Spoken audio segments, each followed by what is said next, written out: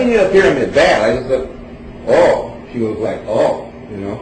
And she was kind of a, let's say, upper middle class kind of dress, kind of a straight woman, in other words. And it's a little bit of jewelry on. So she comes over there, kind of fiddles around with them, and picks up all three of them. I said, you need all three of these. You take them home immediately and start wearing them. I told her, anybody in my life needed a pyramid, it was her, you know. And she went for it. And she took them home, started wearing them. Her name was Jay-Z Knight. Okay?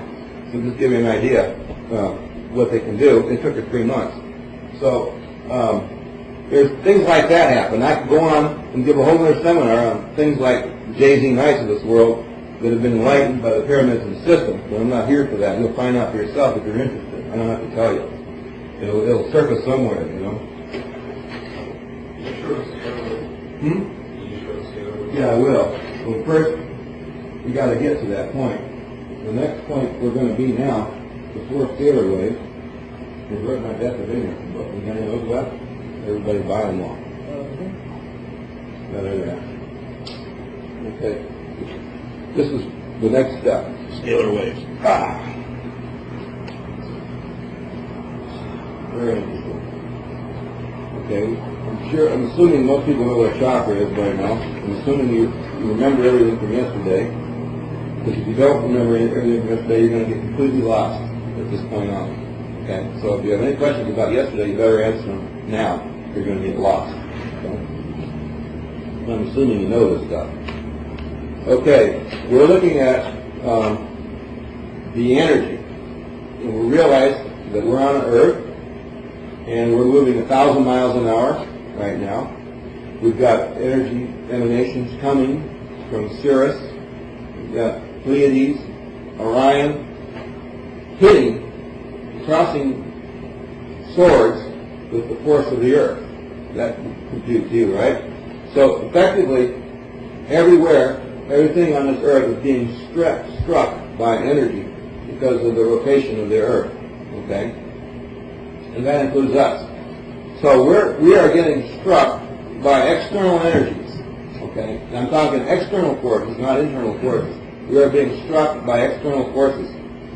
This external reaction on our physical bodies is what animates us while we're here. I've explained to you how the blood makes your fingerprints. I've explained to you how the iron, the nerves, the aura field, how it connects to the different planes. You know all that now. If not, you can review it later. Sannyasi got very specific with me, and we got into systems technology.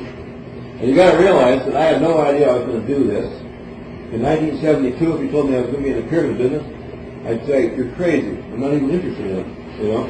I'm a retired aerospace engineer studying there in Tibet, just taking acid, and all I want to do is space out and forget the material world, you know. That's where I was at. But anyhow, when she started to bring me back around the corner, she describes, on page 133 here, we begin to describe the physical characteristics of the chakras. And basically it's describing the wavelengths of the energy that are created by our bodies physically impacting the natural forces of the universe, and it's creating a weaving like a weaver's pattern. Like here's the chakra system, it turns and it breaks these forces and it creates these vortexes. And what she is describing here is reality, basically, in a few short words, a paragraph or two. So what we're going to describe here is exactly what happens at the moment that one energy of force inside your body collides with one energy of force from the outside universe. Okay? This is all happening within a billionth of a second, all what I'm about to read. Okay? And the example I gave is the root, the base of the spine chakra. At the impact, the energy is directed in the 4 directions simultaneously. So we have, in the body, we have 7 different endocrine glands. Each endocrine gland has a different frequency. It's tuned to a different octave. Okay, one of 7 musical notes. Each octave, each frequency, is a finer frequency than the previous one. The coarsest frequency, the lowest notes, the base of the spine, the highest one is the crown chakra. It's got 960 spokes. We're talking about the low chakra now, base of the spine, 4 spokes. In impact, the energy is directed in the 4 directions. Now, this is the swastika being described. This was the Atlantean symbol.